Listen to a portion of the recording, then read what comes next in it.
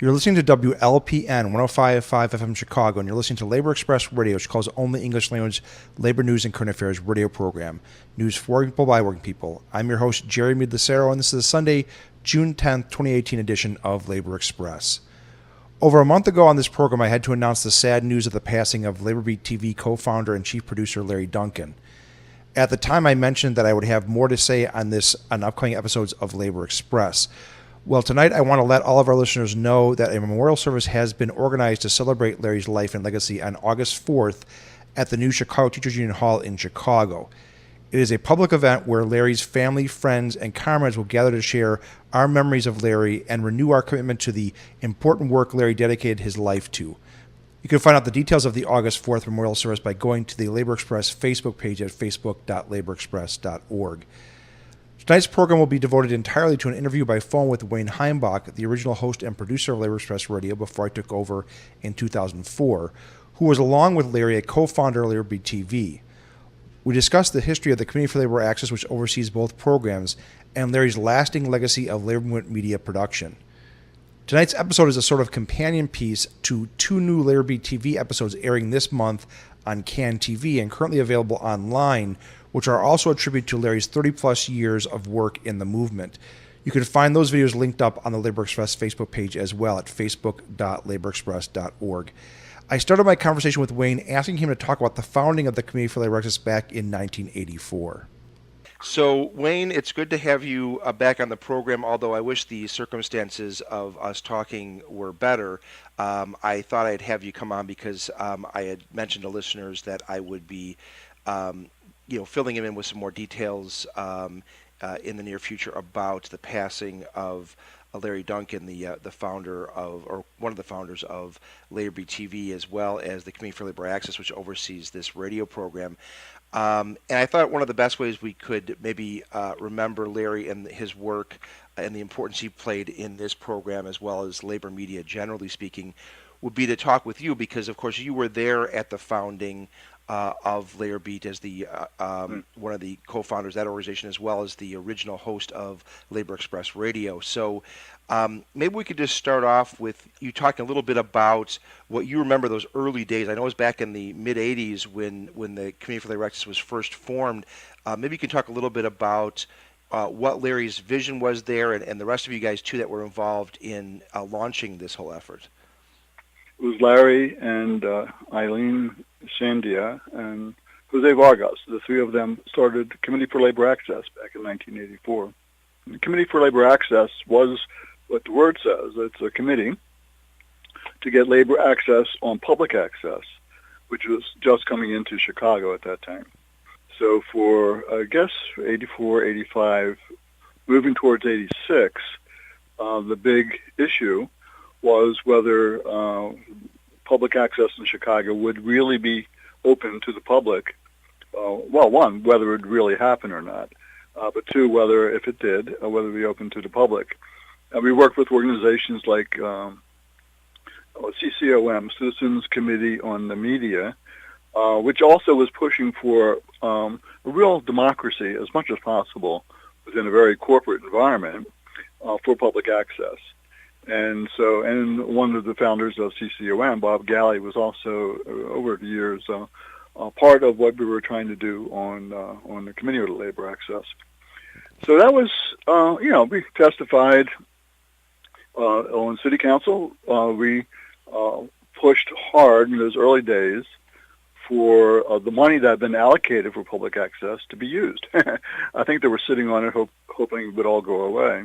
Real quick, Wayne, just in case our listeners might not be sure what you're referring to when you're referring to public access to, you're talking about public access channels on cable television. That this was a way for local citizens to access the airwaves, and that became the CAN TV that we know now, where people are able to put community programs on cable access. I just want to make sure people are aware of that. Right, and that's what we were trying to make sure the City Council was aware of, in the sense that there was an idea of using the licenses that the cable companies had with the city to offer something to us, to the public, and so we pushed for that opening, and it was a good fight. and was successful from the point of view that it did happen. And organizations like CLA were able to develop programming. And our first show was in 1986. I think it was in October of 86, where Labor Beat had its first show. And we didn't, I mean, we were all, we had different backgrounds, and our backgrounds weren't media particularly.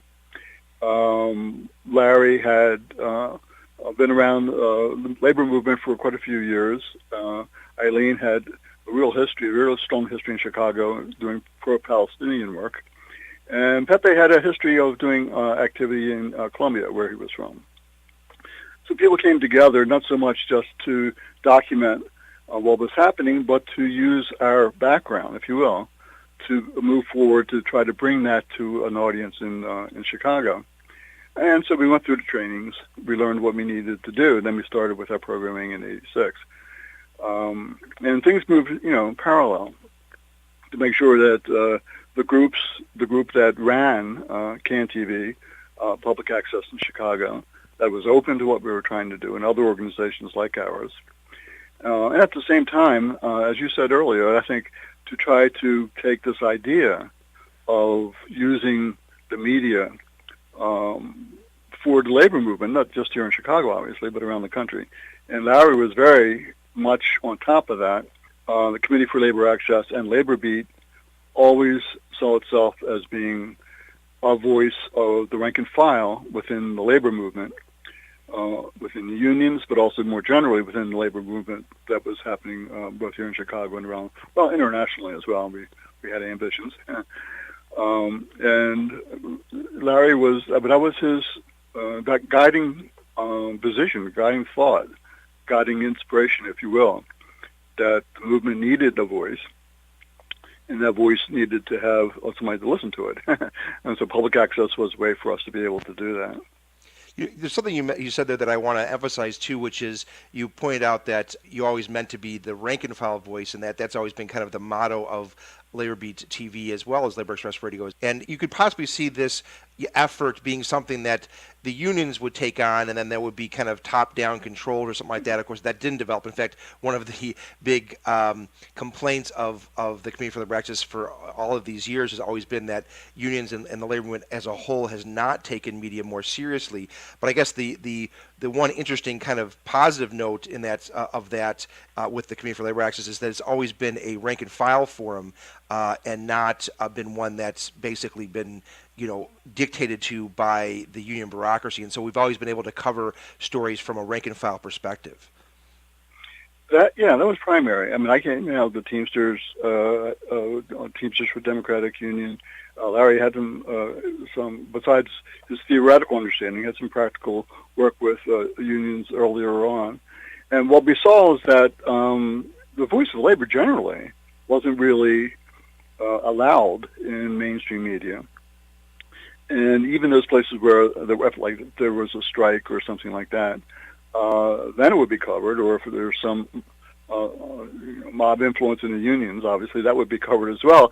But with working people, people who work for a living, who are in unions, who went to work every day, who were at different times in struggle or doing artistic stuff, whatever it happens to be, that voice wasn't really out there so much. But we tried at least to give them a voice more broadly. Now, that wasn't necessarily seen as friendly by a lot of the people in the labor movement who developed an understanding of the importance of media, but didn't really understand the importance of media for the rank and file. It was more of a top-down, controlled message. Sometimes that message would be fine. If there's a strike, we want to support the strike. If there's something good that the labor movement is doing, they wanted to get that out. But if there was disagreement, especially, that was where you had problems. And those problems could be quite serious.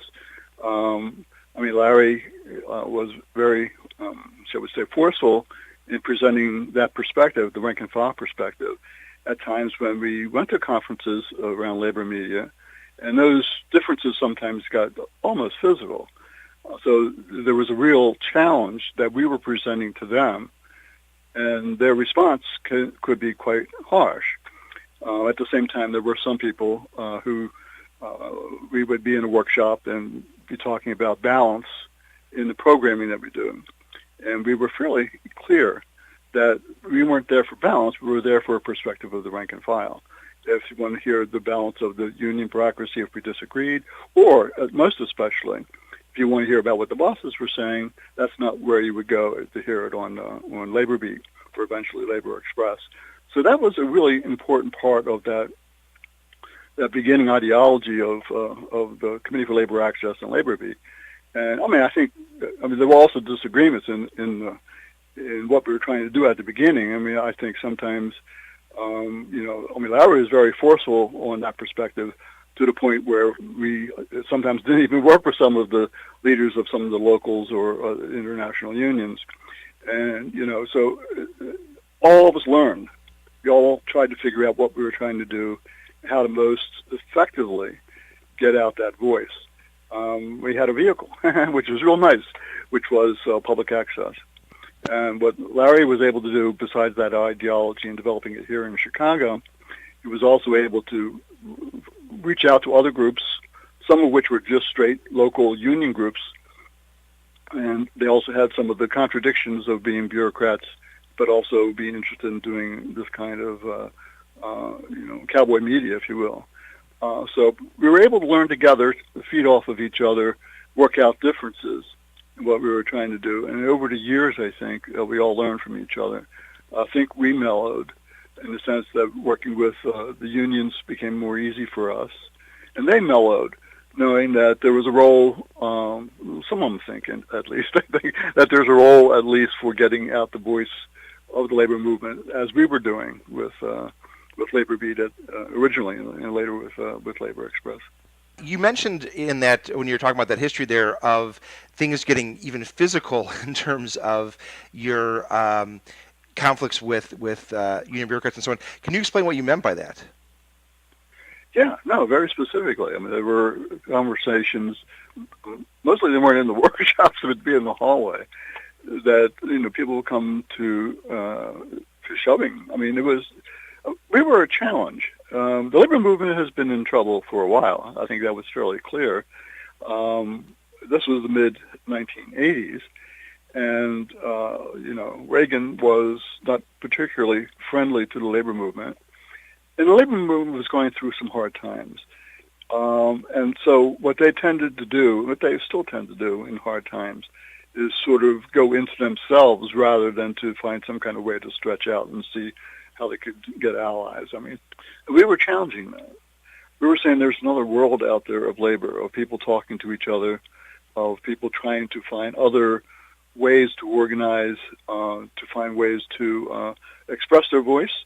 Also, there was the whole question of the international labor movement, because we could look to other countries to see what was going on. And you would find people who were together on an issue, like for everybody in the labor movement was against apartheid in South Africa, as an example. But there are different ways to look at it. And our perspective would always be, what are the rank and file, the militant trade unionists doing in South Africa? And that can be somewhat different than what some of the other leadership was into. So those challenges, those challenges were just that we were around, really, doing our work, were seen by them, and I think by us, as something that was very serious. We wanted to challenge them as well as be a voice. We wanted to see this as a way to go forward with what we were trying to do. I remember one meeting where we did have the discussion of balance, and it was a workshop. It was led by somebody from one of the big unions, and we went around wherever we were from, what our background was, and how we were doing labor stuff. And when we got into the question of balance, she looked at us and said very specifically, "That's not what you guys are into, are you?" And I said, "No, that's not where we're from. We're from coming out of the rank and file, not having our voice expressed, and looking for a way to do that." And she understood that. She didn't like it particularly. That was okay. For other people, that wasn't so much. In the hallways, they were shoving, pushing, "What are you doing here?" We're non-union. We're anti-union because we weren't supporting what they were doing. Again, this is a first connection, if you will, between us and them. that eased fairly. I mean, still there's issues, I think, but that eased a lot after we were able to show on public access that we were able to, and we were serious about it. I think since Larry's passed away, a number of people I've seen talked about every time they went someplace, there was Larry with a camera and a microphone, and we were there, right, every place. And that was important for them as well, that there were questions that we would bring up that they needed to answer. And that was an important part of the learning curve, if you will, for us, but also for them to be open to some of the things that we were talking about. So it was a big political issue, Jerry. I mean, I think, right. And Larry was very firm on it. But it was okay because we were able to say this is what we were into, and just deal with it. We said that to the people who didn't like us. The people who did like us were the people in organizing drives or on strike who had no voice on radio or TV, and that's who we were talking to, and they loved it. Right. It was important for them. You're listening to Labor Express Radio, news for working people by working people. Tonight's program is devoted entirely to an interview with original Labor Beat Express Radio host and producer Wayne Heimbach about Larry Duncan, the co-founder and chief producer of Labor Beat TV, who passed away last April. Labor Beat TV is airing 2 episodes this month highlighting Larry's legacy. You can view those videos through a link on the Labor Express Radio Facebook page at facebook.laborexpress.org. You can also find out there details about a memorial service planned for Larry on August 4th at the Chicago Teachers Union Hall. And you mentioned, too, previously that this is the period in which a lot of the union reform movements, TDU within the Teamsters, New Directions within the UAW, and so on, were kind of getting off the ground. So there was, in some ways, I guess, a synergy between those who were challenging kind of the union bureaucracy within the unions from a rank-and-file perspective, and you guys kind of representing a rank-and-file view in media. Yeah, I mean, that was... different levels. There were some locals that really liked what we were doing in Chicago and other places around the country. But when you got into questions of directions of the unions, especially around issues that came up during elections, that could be a really, really big deal. Ron Kerry was running for president of the Teamsters Union, and there was a lot of support for him, what he was doing. But there were also a lot of the people who were mainstream Teamsters that were totally against that. And so we ran into both things. We ran into the opposition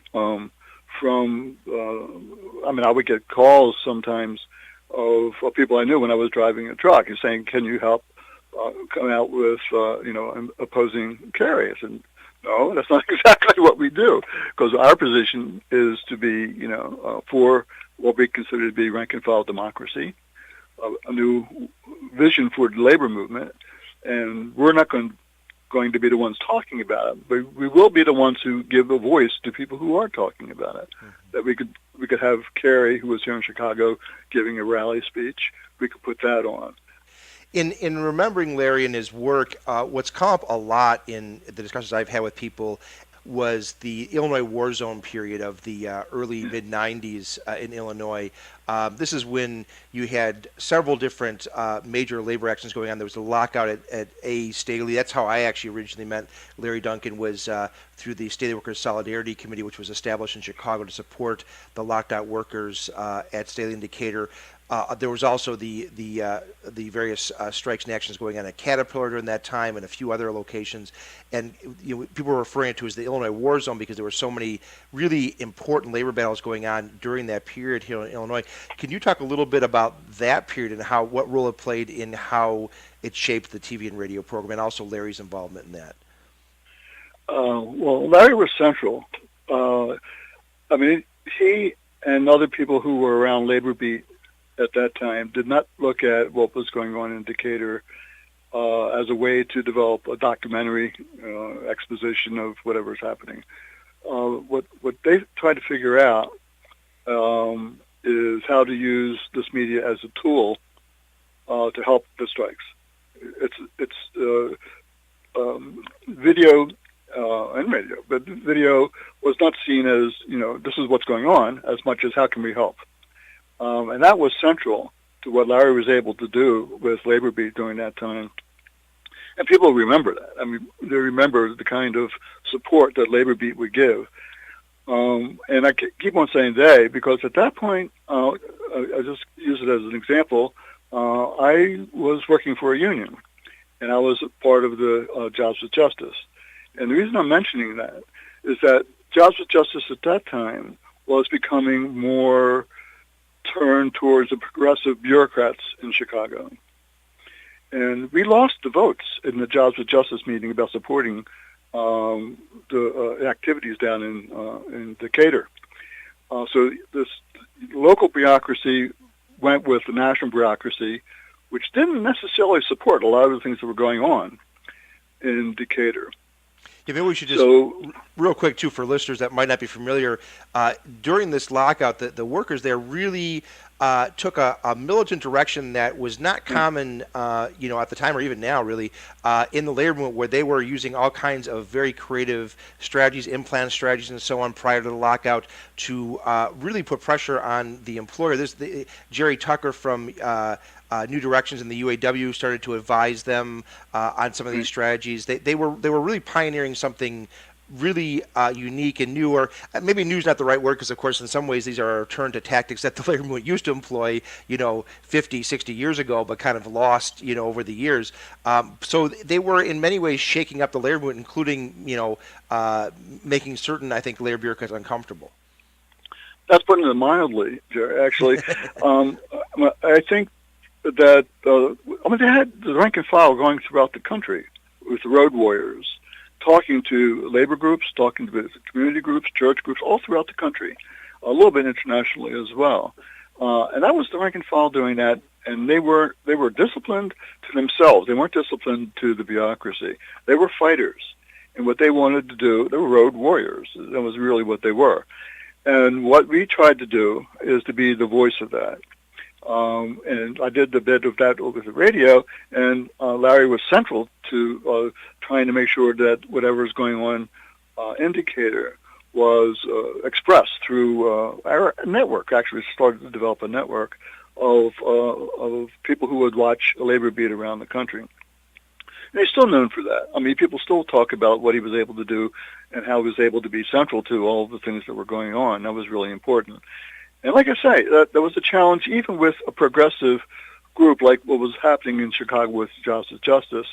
That's interesting dynamic because even, quote unquote, the good people in the labor movement, the leadership, still wanted to have that discipline and not to have an independent voice, if you will, of what was happening in something like Decatur. If we're all happy about, supporting something that's going on, that's okay. But when there's a difference, then you could really see whose side are you on. And like I say, I mean, Larry is very disciplined. He was very disciplined. He had his principles. He stuck to them all the time and made a lot of people very uncomfortable. But if you don't do that, you don't have progress in either the movement or, in this case, in what we were trying to do with CLA, with the Committee for Labor Access, with Labor Beat or for Labor Express. Right, and as you point out, Larry was right involved in the thick of things all along. He was a member of the State Worker Solidarity Committee, and in that committee, it was kind of an interesting entity. I was involved myself, and it was a support committee, but it wasn't just a support committee there that was to give kind of unquestioned support to the workers in Decatur. It was also a lot of discussion went on in there about what strategies were the workers employing, how effective were they going in the right direction, the wrong direction with certain things. It really became a place in which there was a great deal of debate about what was going on in Decatur and its importance to the overall labor movement. And Larry was right involved in that. And it's interesting how you point out that there may have even within the labor movement there were certainly tensions over who supported the situation in Decatur and the workers there, generally speaking. But even within those who supported it, there were debates about what was the right direction forward. And Larry didn't shy away from being, from using the program to air, the rank and file perspective in those debates. Well, listen more. Yeah, I mean, Larry was, like I said at the very beginning, Larry came out of the movement. He didn't come out of the media movement, but he saw that as a tool. So when he went into a meeting, be it Staley or whatever else is going on in Chicago, he went in there not just as somebody who had a camera and a microphone, but he had his own ideas of the direction that he thought that the movement should go or should consider, or however you want to put it. And that committee was quite open to that discussion. It was very important. Leadership of what was going on in Decatur was central.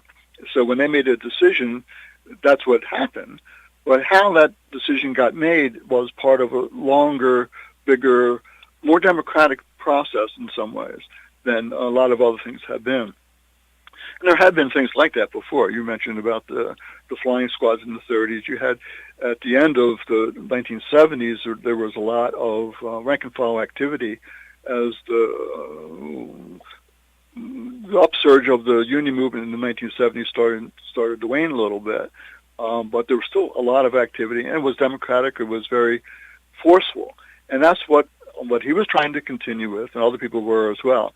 Now, when a decision's made, and they go do whatever they're going to do, what you'll find is that what Labor Beat did was to say, good, let's go, let's talk about now, not so much necessarily what those differences are, but what you guys are doing down in Decatur to win that fight that's going on there. So, I mean, that's, I think, central to understanding Labor Beat and Labor Express over all of those years, that it was seen as a tool of the people who were fighting the fight rather than as people who are documenting what is going on in that fight. And you can do it in different ways. I know you do a lot of stuff with Labor Express with talking about the economy, but that's part of that struggle. That's part of that understanding of what's going on, and that's what Labor Beat did back with the activities, the strikes, and the fights that were going on in Decatur at that time.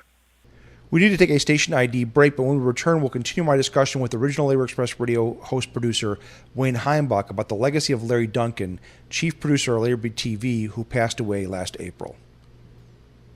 You're listening to Labor Express Radio, which calls the only English language labor news and current affairs radio program. Tonight's program is devoted in its entirety to an interview with the original Labor Express Radio host and producer Wayne Heimbach about Larry Duncan, the co-founder and chief producer of Labor Beat TV, who passed away last April.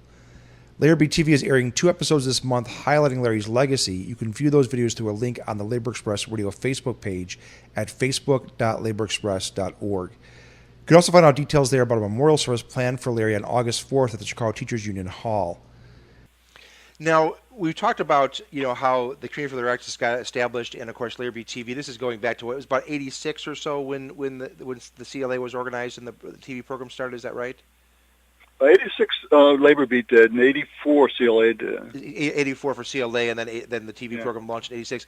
Maybe we could talk a little bit about Labor Express Radio in particular. How did that come out of this development? Well, that's sort of interesting. One of the things that we saw as we were doing the cable thing was that there was another media that we weren't particularly involved in, which was radio. And for a short period of time, there was a thing in Chicago called Real World Radio, which came out of a combination of what we were doing with Labor Beat and also with some people from the American Friends Service Committee.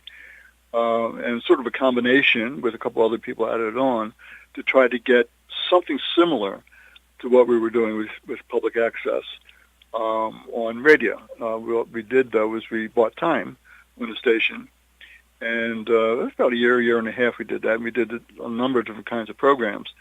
Then we got a knock on the door by somebody at Loyola University. And they said they were changing their development there, their perspective on radio from being sort of, I don't know what you would want to call it, sort of more popular top 10 kind of program to community-oriented programming. Would we be interested in doing a labor show? Right. We said yes. Right. And that's what we did. Well, we started, as we always did with that stuff, fairly slowly, trying to figure out how to develop some of the programming. I took some courses at Columbia in radio when I was there. I liked the medium. And so we started doing that at that time. So there was a natural development, which came from a couple different inspirations, if you will. But when we started Labor Express, it was integral to what we were doing as part of CLA. In a sense, it was rank and file oriented, it was labor oriented. It was also, as we did sometimes with Labor Beat, we did cultural stories, if you will, and we tried to do some of that at the beginning on Labor Express as well. And so there was that kind of smooth transition. One other thing I just wanted to throw in, Jerry, that I think that Larry was particularly interested in all during this time, and we always tried to find some kind of a way to opening that up, was getting both a national and an international audience for what we were trying to do. And I mean, obviously, the opening that came up with much later with social media makes the world much easier to talk to. But in those days, that's what we were trying to do as well. So Labor Beat was in different places around the country. Larry would make copies for shipping overseas, different formats. We had to go through all the different questions of how you do some of this. We're all amateurs.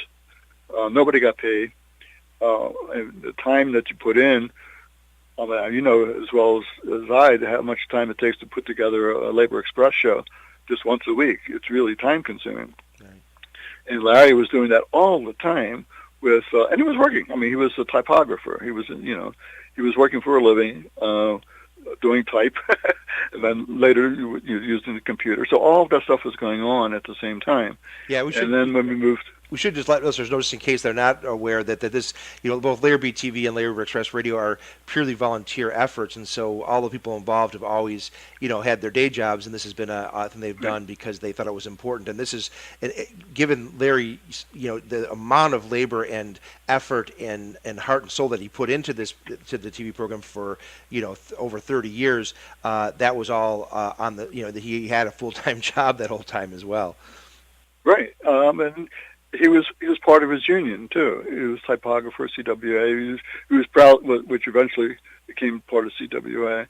He was proud that his union was number one, local 16, I think, of typographers or something. But it was the first union in Chicago back in the 1840s, 50s, or something like that, I think.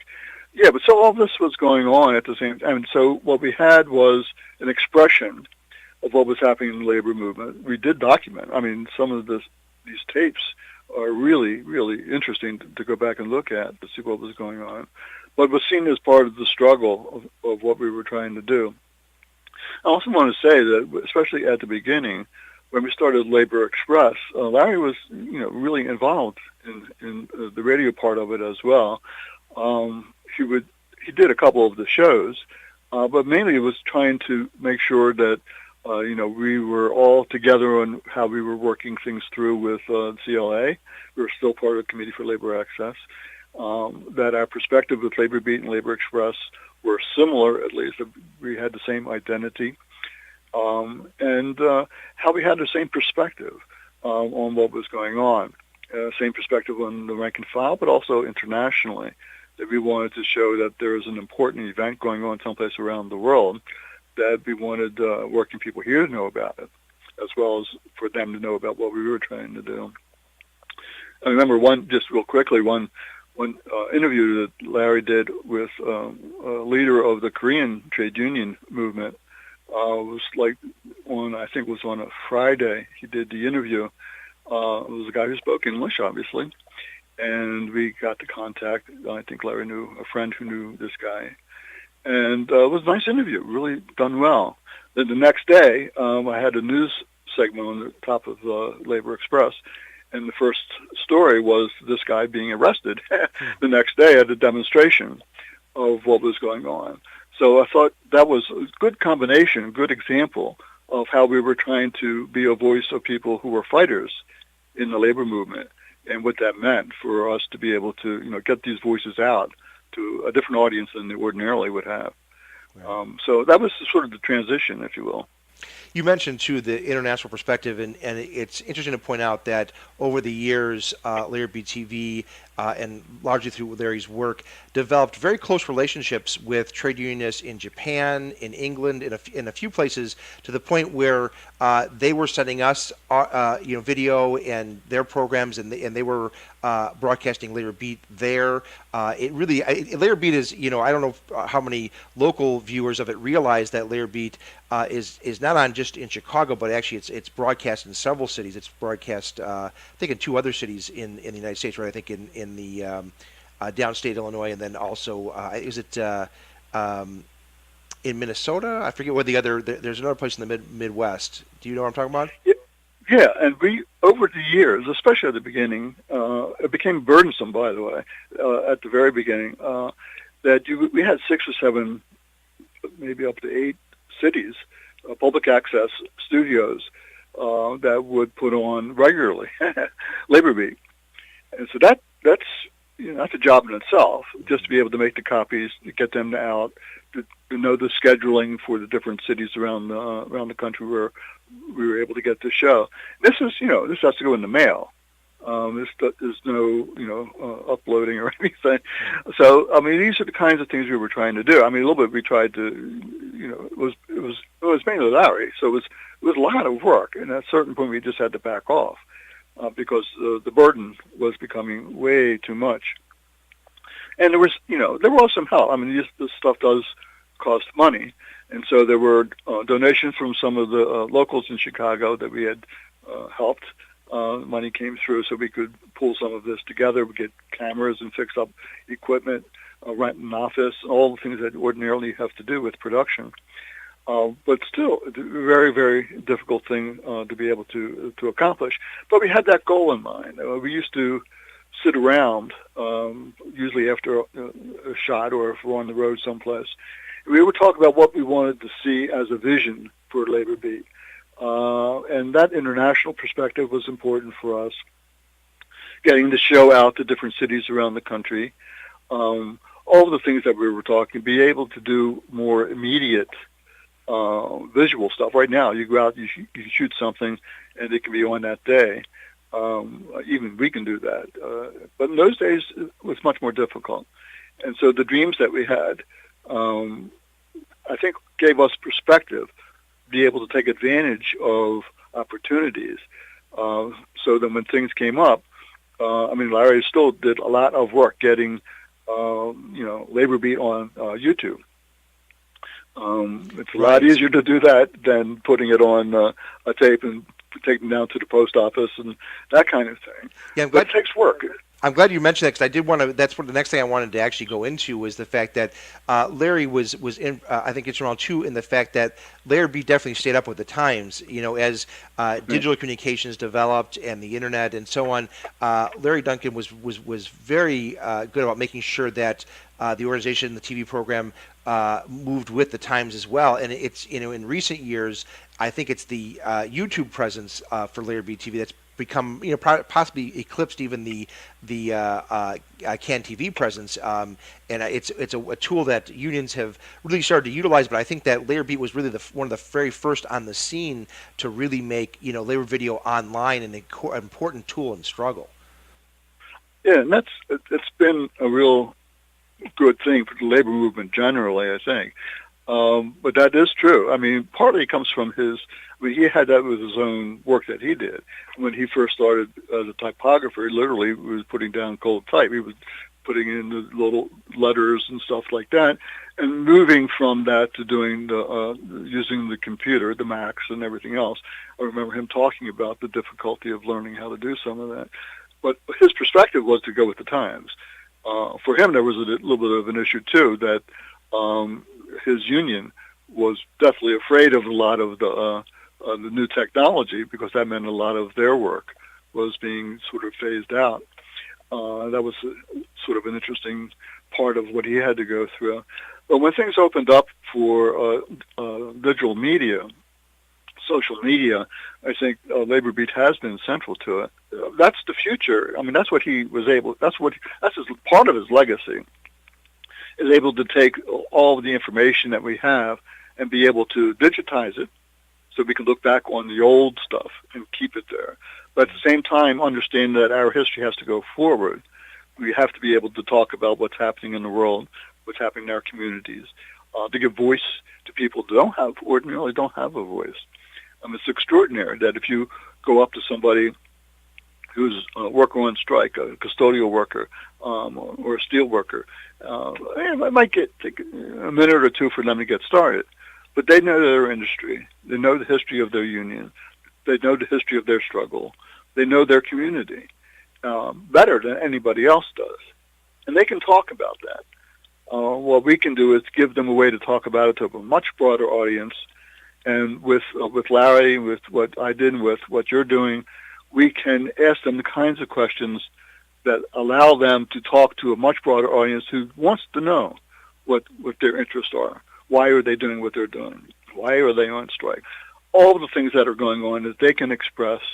And we learned the skills over those years to be able to do that. And that's a legacy that he's consistently been able to show. He understood the importance of a new generation coming up. I remember after he passed, talking to a friend of his that he's known way longer than I have, and I've known him for 30 years, saying that there are people who are passing on the baton to showing a direction, and that's what he was able to do, show a direction for us to go, and to have some kind of continuity with the past, but also be able to bring in whatever's out there. I think the YouTube channel, it was, I think, one of the very first labor-oriented YouTube channels, and it remains right now, I think, probably one of the prime, channels covering the labor movement out there on YouTube. In fact, more often than not, when I see unions, particularly in the Chicago area, Chicago Teachers Union has been key in this regard. When they're posting video online of their struggles, they're usually just reposting Labor Beat videos from the Labor Beat YouTube channel. So it's become a central place for people to get information about the labor movement. Yeah, and I think things have moved. Labor Beat had to change with the times as well. Part of the reality is that there are a lot of people who can very easily do now what we had a very hard time doing at the beginning. But what you've been able to see, though, is that there's a direction of how things can be done and explained. It's always been vital to what's going on with Labor Beat and Labor Express, and generally with the people around CLA. And there have been a lot of people over the years have worked with us, and a couple of people have passed. Eileen, one of the founders of CLA, she passed away a couple of years ago. Sheila Tarr, another person who passed away, who was very active in what we were trying to do. Bill Jenkins, rank and file member of Teamsters Local 743, was active with what we were trying to do. He passed away a good number of years ago as well. So we were a family, and as families go, you have changes, you have differences and everything else. But we were a family that were learning how to use this new medium to be able to express the ideas of the labor movement. And that's been an important part of what we've been trying to do, I think. You're listening to Labor Express Radio News for people by working people. Tonight's program is devoted in its entirety to an interview with the original Labor Express radio host and producer Wayne Heimbach about Larry Duncan, the co-founder and chief producer of Labor Beat TV, who passed away last April. Labor Beat TV is airing 2 episodes this month highlighting Larry's legacy. You can view those videos now through a link on the Labor Express Radio Facebook page at facebook.laborexpress.org. On our Facebook page, you can also find out details about a memorial service planned for Larry on August 4th at the Chicago Teachers Union Hall.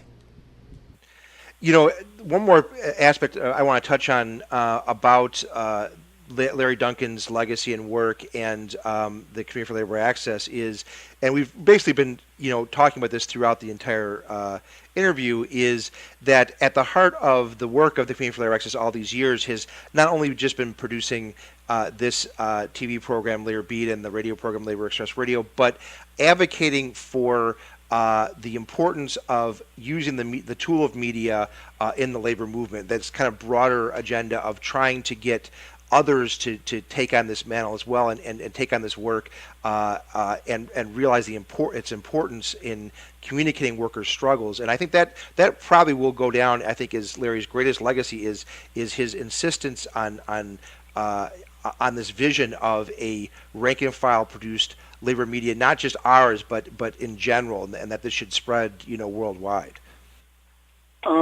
Yeah, I mean, I think that that's in some ways the most important issue around. Show a direction for the labor movement to be able to talk about its issues. You're still going to need groups like Labor Beat and Labor Express that have its own perspective, independent of people who are running organizations that are quite confused. I mean, we're all confused about what's going on.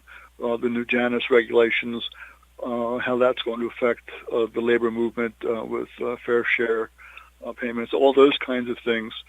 Everybody's trying to find a way to deal with, but you need to have that voice of the rank and file, the militants, the troublemakers, the people who understand that if you make a deal, sometimes that deal is going to hurt you, so you have to oppose the deal if that's what it's going to be. All of those things need to have an expression, and you're not going to get that from the people who can be hurt by an opposing point of view. You can get it from us. You can get it from Labor Express, and groups like that. We're not the only ones, obviously. But that's an important part of what's going on. And as things develop, and they will develop, there's the UPS vote about authorizing a strike was extremely high in the Teamsters Union. If that happens again, like it did under Ron Kerry, you're going to have different ways of looking at what's going on. We have to be the voice of the people who are saying we need to have a good contract, fair wages, decent health insurance. All of those things are there. And one of the realities of Labor Beat and Labor Express is that more people now know, whether they like it or not, they now know that if there's somebody out there who wants to talk about what's going on in those strikes, there's a way for them to do that internationally, really, with labor media. I agree with you that there's more understanding of the need for labor to have a voice in the media, its own voice in the media. But there's also that continued need for the rank and file organizations, more specifically, to have voice. And people themselves really feel empowered. A couple quick examples. I did a Labor Express interview with a guy who was on strike up on a SEIU Local 1, a custodian up around Loyola someplace, I forget where it was. And he taped the show and put it on the radio while they were on the picket line, up full blast. Everybody in the building could hear the interview with him about the strike of the people who were on the picket line in front of their building. He loved it. Okay. We had ambulance workers organizing who stopped all over Chicago area and, on their stops and listened to them talk about their struggle. And that's the voice of the rank and file that I think we were able to do. Right. And that's Larry's legacy more than anything else. It isn't so much opening up to the labor movement, but opening up to regular workers and workers in organizations.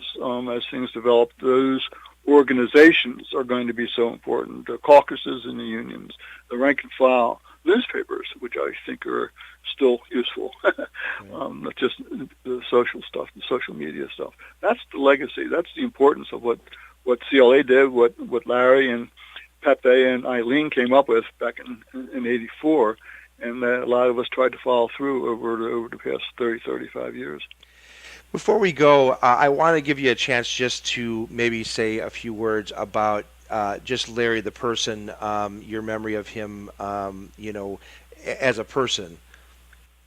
Yeah, I think that's really important. I'm glad you're asking that, Jerry. I mean, he was a nice guy. He was helpful. He was understanding.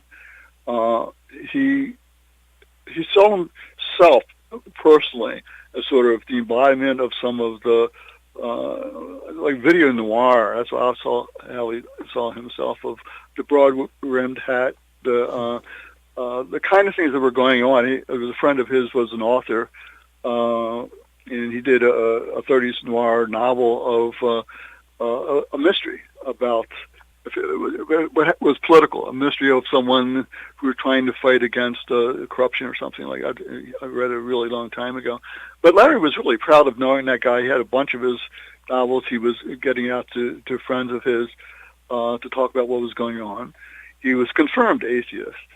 And I remember early days getting the anti-Christmas card from him, which I thought was quite witty. It had its downside to it. I mean, I was out there taping. We were taping a very boring,